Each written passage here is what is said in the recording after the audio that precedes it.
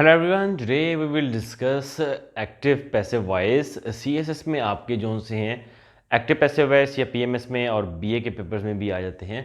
तो active passive voice के क्या रूल्स हैं और आपने एक्टिव पैसिव वॉइस को किस तरह यूज़ करना है, ये मैं आपको बताऊंगा। इसके अलावा एक्टिव वॉइस आपका प्रेफरेबल है या पैसिव वॉइस प्रेफरेबल है, मैं ये भी आपको इस वीडियो में बताऊंगा। और एक चीज़ ये कि पैसिव वॉइस कब यूज़ किया जाता है, क्योंकि पैसिव वॉइस करने का कोई मकसद होता है, सिर्फ ये नहीं है कि आपका एक्टिव से पैसिव और उसमें कन्वर्जन ही पर्पस होता है। पैसिव वॉइस का एक पर्टिकुलर इसका यूज़ है जो कि आपको पता होना चाहिए। तो ये सारे रूल्स मैं आपको इस वीडियो में बताऊंगा। मेरी प्लेलिस्ट में मैं बताना चाहता हूँ कि 100+ वीडियोज़ हैं। आप प्लेलिस्ट विजिट करें, ऐसे प्रेसी के ऊपर बेशुमार वीडियोज़ मैंने अपलोड किए हैं, क्योंकि मैं सारे लेक्चर शेयर कर रहा हूँ उन बच्चों के लिए जो कि घर बैठ के तैयारी करना चाहते हैं। तो ऐसे प्रेसी की कंप्लीट गाइडेंस आपको प्लेलिस्ट में मिलेगी। तो लेक्चर स्टार्ट करते हैं। सेंटेंसेस की मदद से मैं पहले आपको एक्टिव पैसिव को बताऊंगा और फिर बाकी रूल्स आपसे डिस्कस करते हैं जी। तो एक्टिव वॉइस क्या होता है? एक्टिव वॉइस क्या होता है?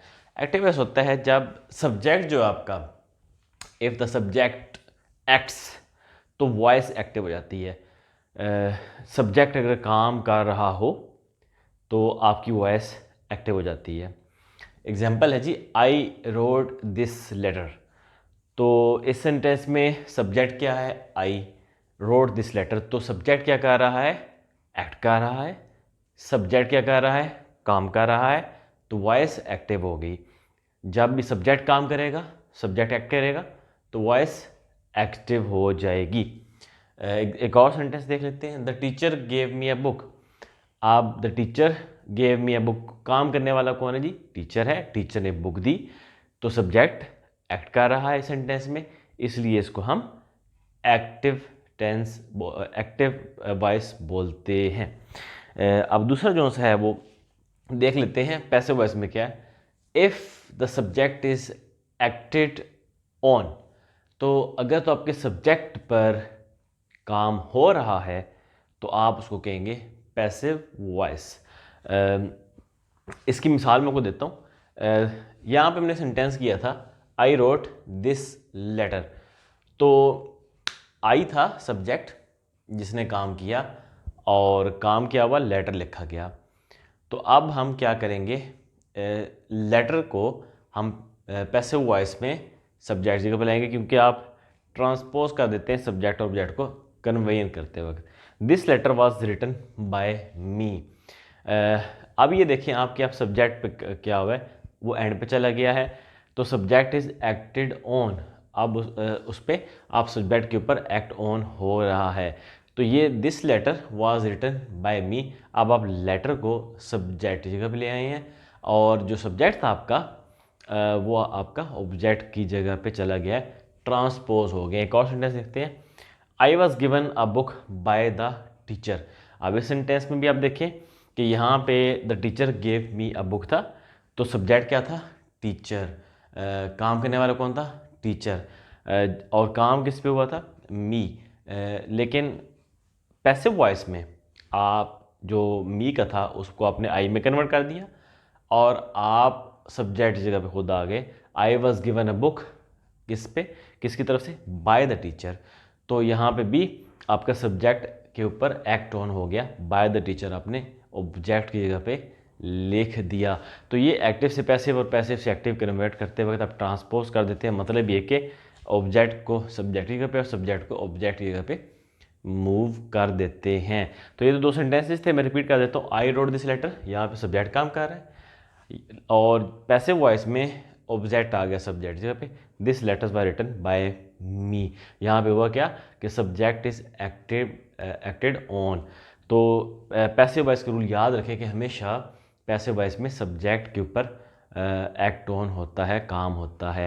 एक्टिव वॉइस में क्या होता है? सब्जेक्ट एक्ट कर रहा होता है। पैसिव वॉइस में सब्जेक्ट एक्ट नहीं कर रहा होता, उसके ऊपर काम हो रहा होता है। सेकंड सेंटेंस था the teacher gave me a book. I was given a book by the teacher. तो यहाँ पे बाय द टीचर में आप उसको ऑब्जेक्ट जब ले गए, उसके ऊपर काम हो रहा है, एक्ट ऑन अब सब्जेक्ट के ऊपर हो रहा है, और ऑब्जेक्ट कहाँ आ गया, आपका सब्जेक्ट जगह पे आ गया। तो ये तो कन्वर्ट करने के हिसाब से था कि आप सब्जेक्ट और ऑब्जेक्ट की पोजीशन को कैसे चेंज करके आप सब्जेक्ट को जो सा है वो एक्ट ऑन करवा देते हैं पैसिव वॉइस में।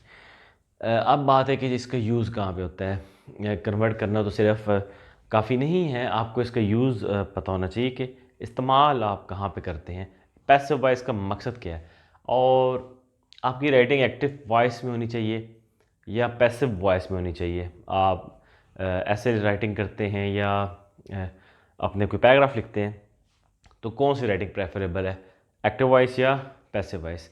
तो इसमें आपको बता दूं कि एक्टिव वॉइस लाइवली होती है, डायरेक्ट होती है, प्रेफरेबल होती है। आप कोशिश करें कि आप अपने जो सेंटेंसेस हैं वो एक्टिव वॉइस में लिखें। पैसिव वॉइस डल होती है और प्रेफरेबल नहीं होती आपके ऐसे राइटिंग में। लेकिन फिर पैसिव वॉइस बनाई क्यों गई? पैसिव वॉइस के कुछ ऐसे यूजेस हैं जिसके लिए ये ज़रूरी होती है कि आप इसको इसी में लिखें। पहला है जी, when the event is important. देखें जहाँ पर भी इवेंट की इंपॉर्टेंस बढ़ जाती है कि आपने हाईलाइट करना होता है इवेंट को। मैं एक मिसाल देता हूँ, the president dissolve the assemblies. ठीक है, तो प्रेसिडेंट ने किसको डिज़ोल्व किया, असम्बलीज़ को, लेकिन इस सेंटेंस में इवेंट इंपॉर्टेंट है, असम्बलीज़ का डिज़ोल्व होना इंपॉर्टेंट है, तो आप पैसिव वॉइस में असम्बलीज़ को पहले लेंगे। The assemblies were dissolve bye the president. तो ये देख लें कि आपने किसको पहले लिया है, असम्बलीज़ को पहले लिया। क्यों? क्योंकि इवेंट इंपॉर्टेंट है, प्रेसिडेंट बाद में चले गए, जो इवेंट हुआ वो इंपॉर्टेंट था, असम्बलीज़ का डिज़ोल्व होना जो सा था वो इंपॉर्टेंट था। तो न्यूज़पेपर में अक्सर आता है पैसिव वॉइस में, जब इवेंट को हाईलाइट करना होता है ना उन्होंने, कि the assemblies were dissolved by the president, जब इवेंट को हाईलाइट करना है तो पैसिव वॉइस में लिख दिया। फिर है जी, जब ऑब्जेक्ट इंपॉर्टेंट होता है, अगर आपने ऑब्जेक्ट को मेंशन करना ज़रूरी समझ रहे हैं, ऑब्जेक्ट को अगर आप हाईलाइट करना चाह रहे हैं, तो फिर आप ऑब्जेक्ट को पहले ले आते हैं सेंटेंसेस में, पैसिव वॉइस बना देते हैं। जिस तरह ये देखिए, I was given a book, यहाँ पे आप अगर ख़ुद को हाईलाइट करना चाह रहे हैं तो आप उस कहाँ पे ले आए, पैसिव वॉइस कन्वर्ट करके आप उसको सब्जेक्ट जगह पे ले आए।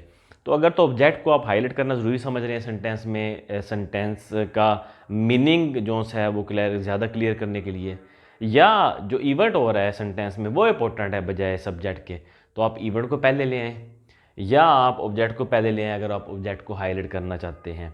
तो पैसिव वॉइस का ये बड़ा जो है क्लियर सारा यूज़ है। आपको इसका पता होना चाहिए कि आपने कब पैसिव वॉइस यूज़ करना है, जब आपने इवेंट को इंपॉर्टेंस देनी है, इवेंट को पहले लाना है, या आपने ऑब्जेक्ट को इंपॉर्टेंस देनी है, तब भी ये यूज़ होता है। अदरवाइज ये डल राइटिंग होती है। एक्टिव वॉइस जो सी होती है वो लाइवली होती है, डायरेक्ट होती है, प्रेफरेबल होती है, और ये एग्जामिनर को ज़्यादा पसंद होती है। लेकिन पैसिव वॉइस के जहाँ जहाँ यूज़ है वो मैंने आपको बताया है, वो भी आप करते हैं यूज़, लेकिन कम जगह पे करते हैं। कोशिश होनी चाहिए जितनी अवॉइड कर सके पैसिव वॉइस, राइटिंग करते हो करें, लेकिन कन्वीनियंट का आपको पता होना चाहिए कि किस तरह सब्जेक्ट ऑब्जेक्ट को आप रिप्लेस करते हैं एक्टिव पैसिव में, और कैसे एक्टिव में सब्जेक्ट ऐड कर होता है, पैसिव में एक्ट ऑन और होता है सब्जेक्ट के। तो ये एक्टिव पैसिव के रूल्स थे, बहुत सिंपल हैं, और इनका जो असल यूज़ है कि इनका इस्तेमाल कहाँ पे है ये आपको पता होना चाहिए, ताकि अपनी राइटिंग में इनसे फ़ायदा उठा सकें। जहाँ पे आप ज़्यादा इंपॉर्टेंस देने से ऑब्जेक्ट को आप पैसिव वॉइस कर दें, लेकिन जहाँ पे एक्टिव और लाइवली आपने लिखना है वहाँ पे एक्टिव वॉइस लिखें। तो ये एक्टिव पैसिव का लेक्चर था, देखते रहिए, सब्सक्राइब कर लीजिए, क्योंकि ग्रामर के सारे लेक्चर मैं आपसे शेयर कर रहा हूँ, और आने वाले दिनों में मैं ज़बरदस्त किस्म के आपके ऐसे के ऊपर करंट अफेयर्स के लेक्चर शेयर करने लगा हूँ, जो कि आप लोगों के लिए बहुत बेनिफिशियल होंगे। देखने के लिए बहुत बहुत शुक्रिया, थैंक यू सो मच।